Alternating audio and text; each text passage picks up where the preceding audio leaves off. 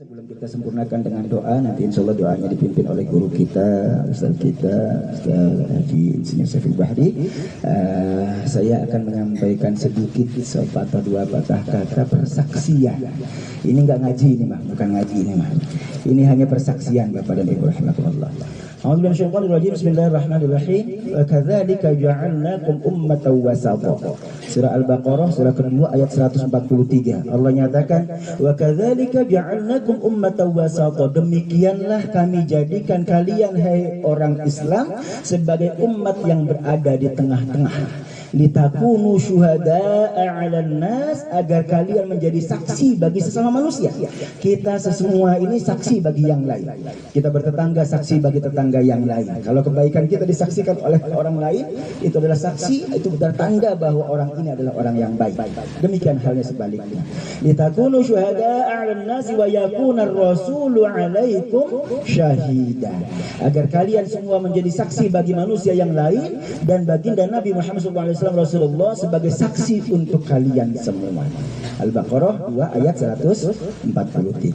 Wa qala sallallahu alaihi wasallam antum syuhada'ullahi fil ard. Kalian semua, kita semua adalah saksi-saksi Allah di muka bumi.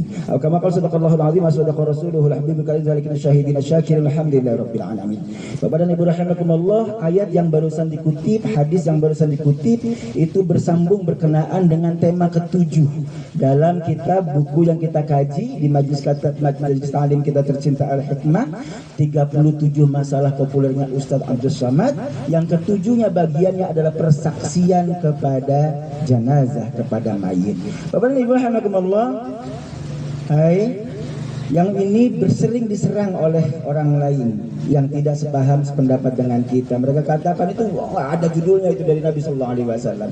Bapak dan Ibu, tadi ayatnya Al-Baqarah surah kedua ayat 143. Jelas kita semua adalah saksi bagi yang lain.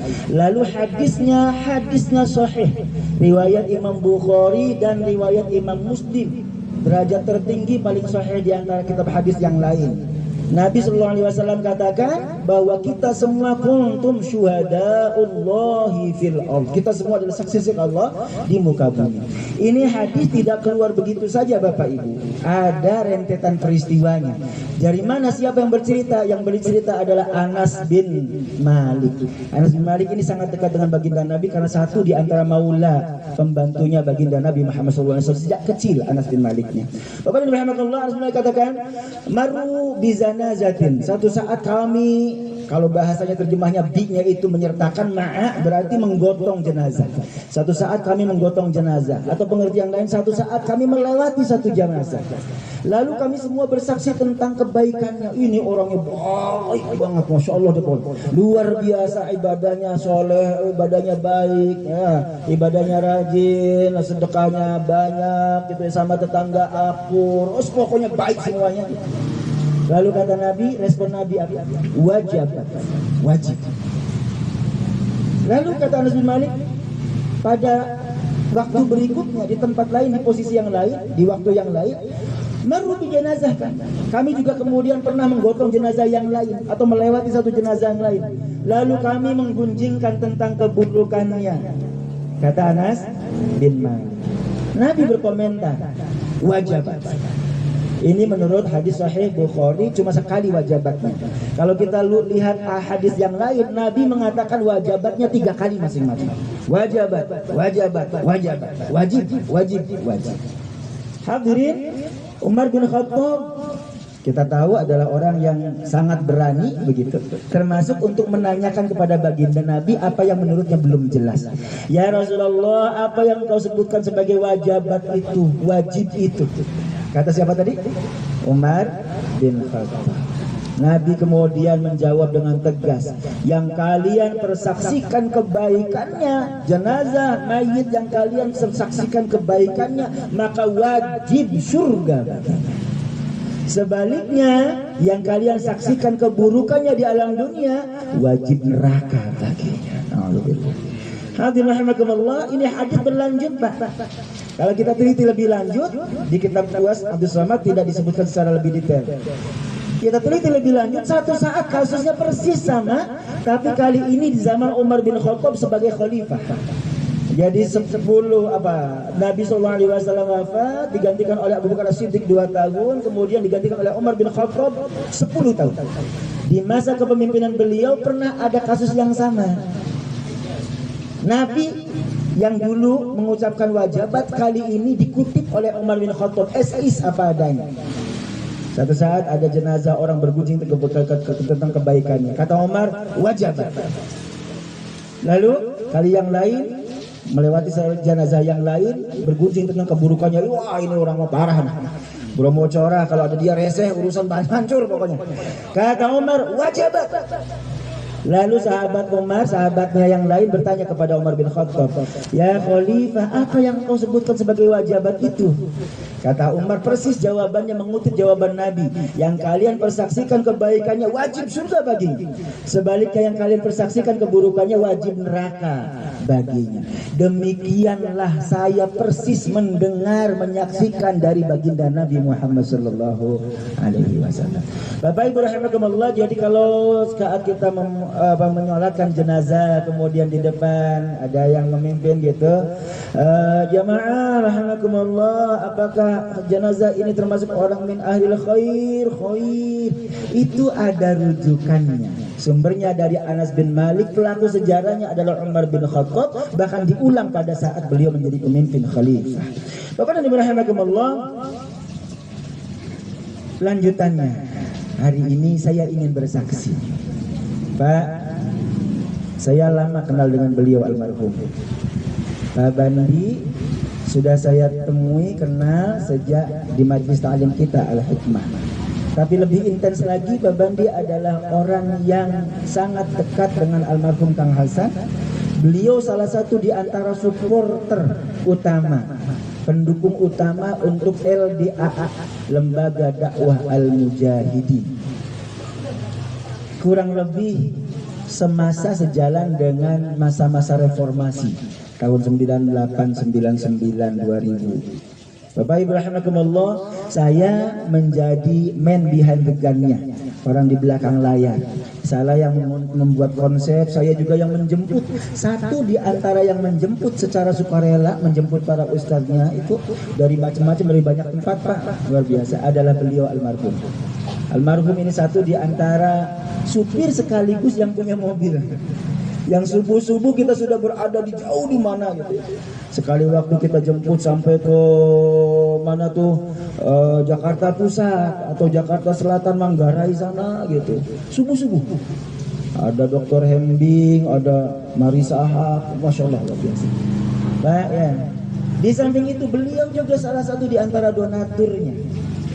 Mohon maaf, mohon izin keluarga, insya Allah sih tidak ria lagi karena beliau sudah nggak ada sekalinya. Kemarin mungkin saya nggak buka, tidak saya umbar begitu ya. Ada kekhawatiran menjaga keikhlasan. Kalau sekarang insya Allah keikhlasannya sudah dicatat Allah Subhanahu Wa Taala karena orangnya sudah tidak ada. Bapak Ibu rahimakumullah, ini yang paling awal, yang kesan pertama saya terhadap beliau, Masya Allah luar biasa baiknya. Ya, dia berangkat sendiri, pakai mobilnya sendiri, nyupir sendiri, bensinin sendiri. Dan itu bukan sekali jalan, Kak, bolak-balik. Masya Allah. Ini kebaikan beliau yang pertama. Kebaikan beliau yang kedua adalah, Bapak Ibu, saat saya kemudian merintis usaha. Di tahun 99 saya merintis usaha komputer, rentalan, servisan, maintenance, kemudian tekan kontrak di mana-mana begitu. Beliau adalah salah satu pendukung juga, dengan cara melimpahkan kerjaannya ke tempat saya. Ketikin, tolong Ustaz. Halo, lumayan Pak saat itu. Pengetikan itu satu halaman 1.000 rupiah. Halo, 98 dolarnya 2.000 perak. Berarti satu halaman setengah dolar. Kalau sekarang 7.500 kali berapa ratus halaman. Beliau adalah salah satu di antara pendukung usaha saya dengan cara melimpahkan pekerjaannya ke tempat saya. Dua. Yang ketiga yang istimewa adalah, ini barangkali tidak semua orang tahu. Bapak Ibu, mohon izin keluarga, saya belak-belakan apa adanya sebagai tahaddusan bin ni'am. Karena kata Nabi, kata Allah Subhanahu wa taala, wa amma bi ni'mati rabbika fahaddits. Atas nikmat Tuhanmu maka sampaikanlah. Hari ini saya sampaikan, orangnya sudah enggak ada, insyaallah ikhlasnya luar biasa. Beliau adalah satu di antara dua orang yang membantu saya, menolong saya untuk mendapatkan satu petak rumah di tempat yang saya hari ini tempati, Lembah Pinus Sasmitajaya. Bapak Ibu, saya masih ingat Oktober awal November 2004. Saya punya mimpi, Pak. Saya bilang mimpi kalau cuma punya duit 5 juta saat itu buat kontrakan berikutnya, begitu ya. Tapi saya punya mimpi pengen punya rumah. Halo. Lalu sama istri pakai Vespa, masih ingat saya Vespa? Vespanya patah tulang. Kami berangkat berdua itu dari mulai Mapai, Pak. Dari yang dekat-dekat Pamulang terus sampai ke sono Parung sono. Ngaprak-ngaprak gitu ya. Lalu ditunjukin sama beliau nih, sama kakanda ya ke perumahannya Marisa Hak ya, Kang Fauzi sana, karena JIS di sana gitu. Muter Villa Inti Persada, muter ke Pamulang, apa namanya nih, Villa Pamulang, ada sebelah sononya lagi tuh Gria Pamulang. Ketemu di Lembah Pinus Sasmitajaya, deket banget, nempel sama masjid. Udah saya klik. Cuma masalahnya DP-nya 15 juta. Saya punya duit 5 juta. Kayak ngimpi, ini 10 jutanya dari mana? Pak, nggak lain nggak bukan. Satu di antara yang saya tuju adalah beliau. Saya datang ke sini ke Jaya, saya temui. Saya mohon maaf tidak menyebutkan yang pertama begitu. Alhamdulillah dapat pertolongan 5 juta. Yang kedua saya datang ke beliau. Almarhum dengan senang hati menerima di rumahnya di tempat yang sama, di posisi di situ. Pak Bandita bilang, saya punya mimpi punya rumah, tapi mohon maaf saya nggak punya duitnya. Cuma 5 juta doang, padahal DP-nya 15 juta. Alhamdulillah sudah ada yang nolong 5 juta. Saya punya 10 juta saat ini gitu. 5 juta lagi saya masih kurang. Apa Bapak Ibu komentar beliau almarhum? Kata beliau, Ustaz, alhamdulillah ini kesempatan yang saya tunggu-tunggu. Dari kemarin saya mikir bagaimana caranya bisa nolong Ustaz. Alhamdulillah saat ini kesempatannya, rupanya Allah panggil sengaja. Pak, jadi Masya Allah. Lalu saya berakad bersama dengan beliau di hadapan beliau, Pak Bandi, kalau ada bunganya, saya bilang, jangankan pokoknya, bunganya sekalipun 2 tahun saya nggak bisa nyicil. Gak apa-apa, pakai aja udah. Pokoknya sebisanya, sesempatnya ntar aja belakangan. Allahu Akbar. Halo Pak, tentu nggak ada bunganya ya. Ini ceritanya, kalaupun ada bunganya, jangankan pokoknya, bunganya saja saya nggak bakal bisa nyicil. Masya Allah. Itu kebaikan beliau yang Masya Allah luar biasa. Dan Alhamdulillah Pak, meskipun akadnya 2 tahun saya nggak bisa nyicil apa-apa begitu, tapi beliau punya cara membantu saya dengan cara yang lain. Bagaimana bisa melunasi hutang itu tanpa cash? Caranya adalah beliau kasih kerjaan. Beliau minta barang spek, misalnya ini butuh hard disk, butuh memori, butuh komputer, servis segala macam, ke saya tuh. Jadi alhamdulillah 1 tahun kemudian lunas. Karena beliau bantu dengan caranya, Masya Allah. Jadi saya tidak bayar kembali dengan uang cash, tapi dengan jasa maupun dengan barang yang beliau butuhkan. Masya Allah luar biasa. Ini persaksian saya atas kebaikan almarhum. Pak, Bu, bagi saya 3 saja cukup indikasi bahwa beliau itu luar biasa baiknya. Tapi ternyata ada yang keempat yang juga saya saksikan secara langsung. Beliau juga pengabdiannya untuk masjid musholla kita Al-Hikmah luar biasa. Dari sejak awal sampai dengan akhir kehidupannya beliau Masya Allah luar biasa. Urusan administrasi, keuangan, setahu saya beliau selalu yang pegang. Begitu pada Sulis almarhum sudah tiada, beliau yang menggantikan pengumuman Assalamualaikum. Besok lusa kita kangen suaranya Pak, karena beliau manggil-manggil kita untuk ngaji bersama di Al-Hikmah.